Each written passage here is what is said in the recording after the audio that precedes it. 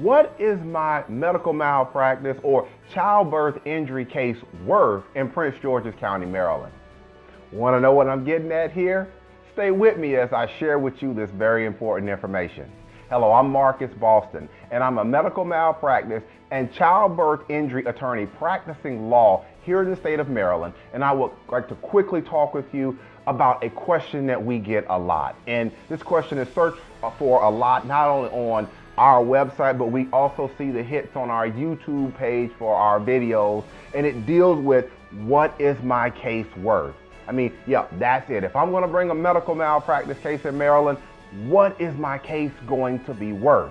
And I'm going to be talking about Prince George's County in this video, but what I'm talking about here, it can go in any county: Baltimore City, Montgomery County, Howard County, Anne Arundel County. It doesn't matter, wherever you are. These are some of the things that I want to talk about today are some basic issues that you have to understand in any county that you think about bringing a medical malpractice case in Maryland. Okay, so now that I've gotten that out of the way, I want to talk with you today about 4 basic elements that you have to be successful in not only a medical malpractice or childbirth injury case in Maryland, but any type of injury case.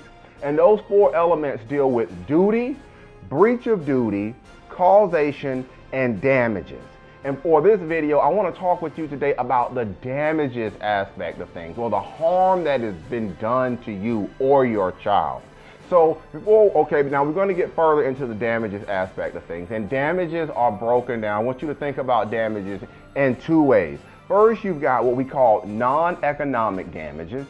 And the second, what we have is economic damages. All right, so you got non-economics and then you've got economic damages. And we will go first where we will talk about non-economic damages. Non-economic damages would be your things like your pain and suffering as it relates to the injury. That's what when we talk about non-economic damages, that's what we're looking at, the pain and the suffering that you have suffered in regards to the injury itself.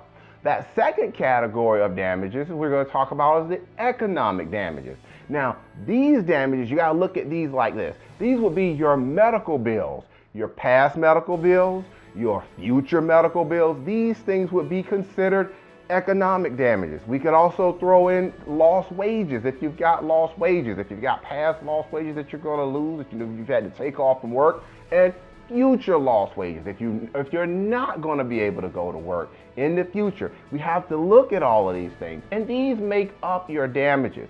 And your attorney is going to do a complete analysis as to the damages aspect. They may bring in a life care planner to help project out what you may need going way into the future.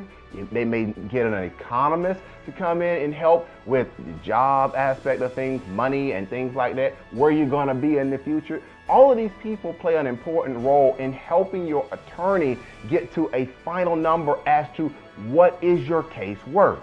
So as you can see from all of this that has to go in, initially your attorney may have a hard time telling you that, you know what, your case is going to be worth $500,000 or $10,000 or whatever the number is. And that's because, again, the attorney has not had an opportunity to look at all of this information that goes into making a determination as to what your case is worth.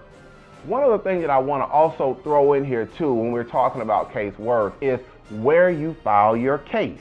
That also can play a role into the value of the case. For example, historically, if a case is filed in Baltimore City or Prince George's County, these counties, they tend to yield higher results than other counties, normally counties that are in what we call conservative jurisdictions. So you also got to take into consideration too where you file your case. Now, why have I taken the time today to talk with you about this very important information? Because I'm trying to give you insight into this process. I'm trying to let you know that initially it may be tough for your attorney to give you a definite number as to what is my case worth. And the attorney has not had an opportunity to look at all of the things that I just talked about in this video. If you have more questions about your situation, you're watching this video and you're like, you know what, it's time for me to talk to someone about my injury or about my child's birth-related injury, this is what I invite you to do. And remember, it costs you absolutely nothing to take this next action, and that is to pick up the phone and give me a call. I can be reached at 301-850-4832, or if you prefer, send me an email to medicalinjury@bostonlawllc.com. I answer Maryland childbirth, injury, and medical malpractice questions just like yours all the time, and I'll be glad to take some time and listen to your story.